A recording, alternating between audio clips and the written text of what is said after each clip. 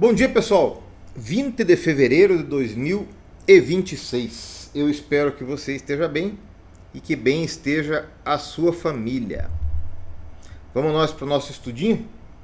Vocês viram no videozinho de ontem que eu rocei mais um pedaço do morro lá? Ficou legal. Tô com as mãos que calo, tudo roxo. Meus pretos lá, mas tá ficando bonito. Tá ficando bonito. Gente, eu quero trocar uma ideia com vocês hoje a respeito de duas coisas que nós já conversamos bastante aqui, tá? Hoje nós vamos aprofundar um pouquinho mais a palavra aqui pra gente ver se a gente tira alguma coisa legal para sua vida e para minha vida. Então, vejam, as alianças, né, de Agar e de Sara que o pessoal fala, a velha aliança do Antigo Testamento, a nova aliança com Jesus Cristo, o período da graça e tal. Tudo isso traz um alento para o nosso coração, mas eu penso, como opinião minha, que isso conduz a alguns erros de interpretação que podem nos levar a alguns desvios, tá? Por quê? É certo que nós estamos vivendo o período da graça, tá? E é certo que todo aquele que confessa o nome de Jesus Cristo com a boca e crê que ele ressuscitou dos mortos no seu coração, será salvo, aquele que o segue. Mas há discussão dos arminianos e dos calvinistas e do pessoal lá, e muita gente interpreta errado esse período da graça. Vejam, quando eu era criança, ia numa missa na igreja católica, você não podia se mexer, né? Tinha que ficar lá aqueles 45 minutos lá, quietinho, não entendia lhufas do que o padre falava e tinha que ficar quietinho lá. Na igreja evangélica, já você chega lá numa igreja neopentecostal, é aquela muvuca, gente pulando, gente gritando, ninguém respeita nada, gente andando pelos corredores, pastor falando e aí na hora do louvor, gente pulando, gente rebolando, uma coisa estranha.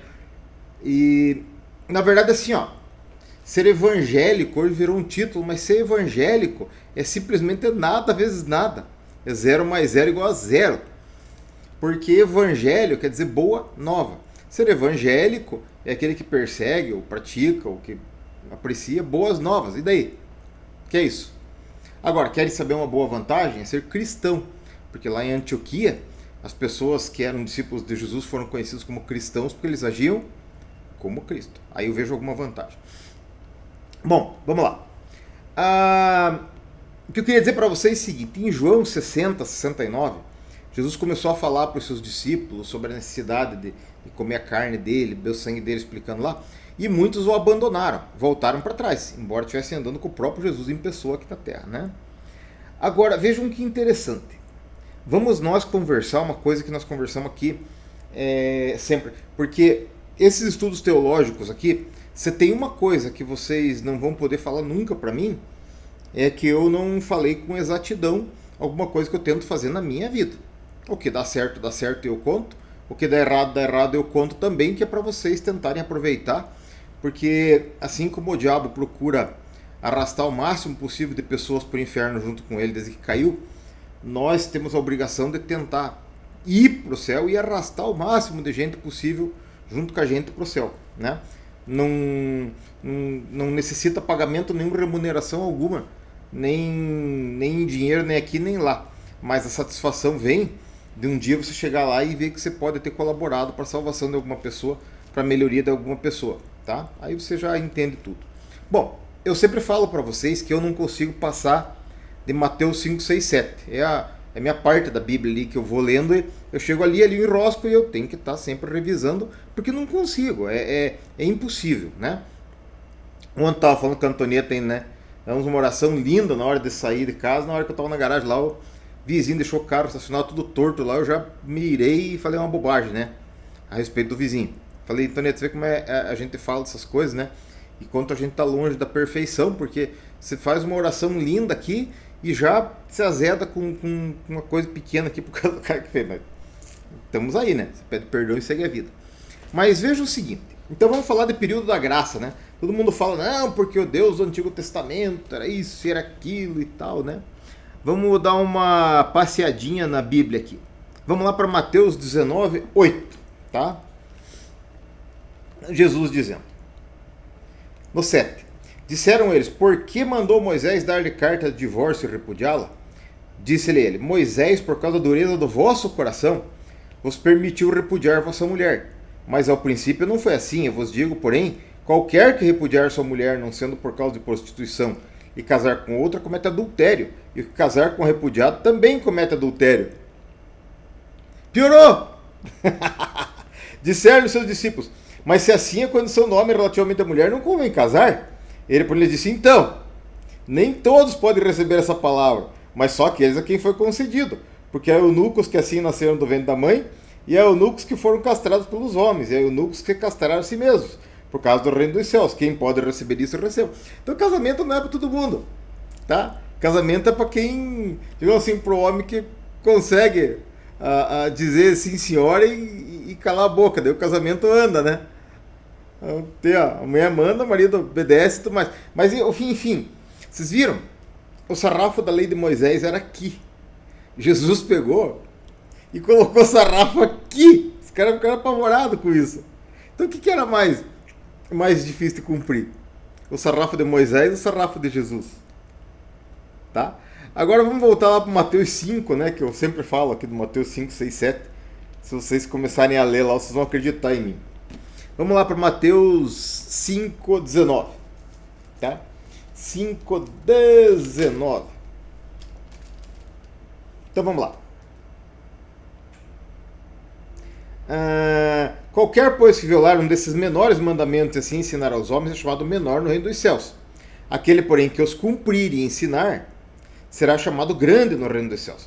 Porque vos digo, presta atenção, se a vossa justiça não exceder a dos escribas e fariseus, de modo algum entrareis no reino dos céus. Os fariseus e os escribas eram os religiosos, né? Aqueles que se achavam, não, porque nós praticamos a lei, porque nós fazemos aquilo. Deus falou, vocês, se a justiça de vocês não exceder muito a dos escribas e fariseus, vocês não vão entrar no reino dos céus. O sarrafo de Moisés estava aqui, os escribas e fariseus. A dele subiu aqui, gente. Muito mais difícil. Vamos mais para frente um pouquinho. Vamos pegar o 27. Aqui, 27. Ouvistes o que foi dito aos antigos, não cometerás adultério, lei de Moisés. Eu, porém, vos digo que qualquer que atentar numa mulher para a cobiçar, já em seu coração cometeu adultério com ela. Então, sarrafo de Moisés aqui, sarrafo de Jesus lá em cima. Essa aqui é a Bíblia de Estudo Pentecostal. Tá? É bem legal essa aqui. Essa Bíblia é cheia de anotações e de coisas raras. Eu recomendo vocês terem dessa. Gente, então, dito isso, vejam o seguinte. Todos os dias nós conversamos aqui. A vida com Jesus é muito legal. Ela é sensacional. Todo dia ele se mostra pra gente, as coisas acontecem e tal. E o principal de tudo da vida com Jesus é assim, é que dando certo ou dando errado, nós estamos aqui, nós somos igual a mulher do piolho, tá? A mulher do piolho, né? O cara amarrou a mulher e ela aqui. Mas é o seguinte, a vida é maravilhosa com Jesus. A criação testifica isso. Nosso espírito, nosso coração testifica isso. E as vozes externas, aquela voz que você tem a impressão que ouve aqui, né? Falando que você não sabe onde é que vem, ficam te dizendo que não é bem assim, que é o contrário, tá?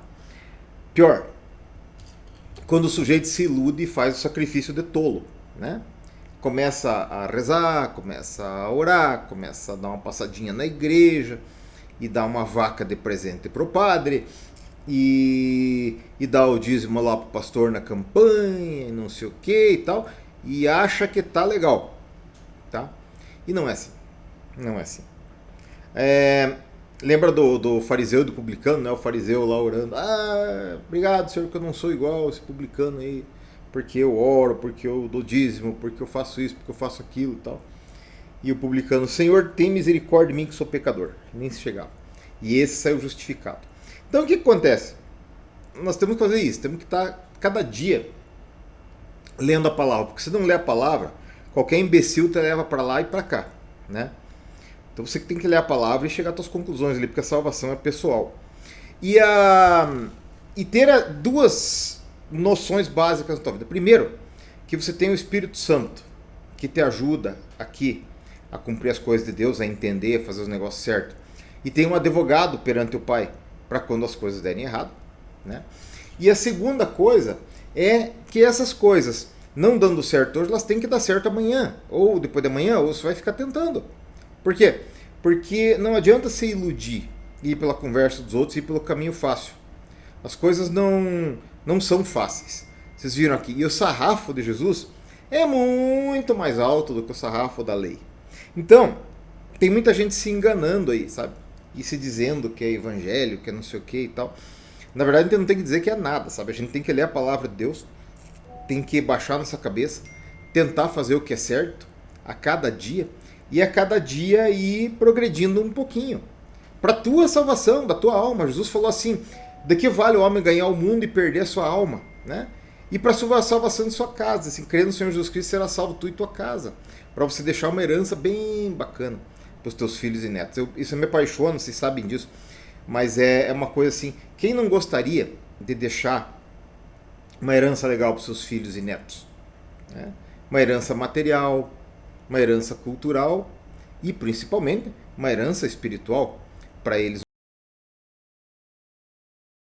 que se dobraram hoje.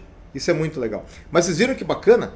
Então, não se deixe enganar por facilidades, tá? Não se deixe enganar. Não, vai lá e faça tal coisa que está resolvido. Não.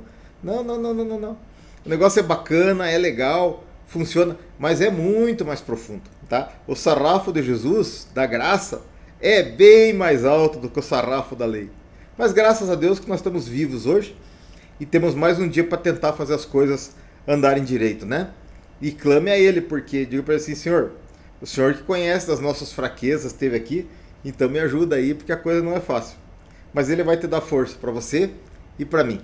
Deus te abençoe e a tua casa.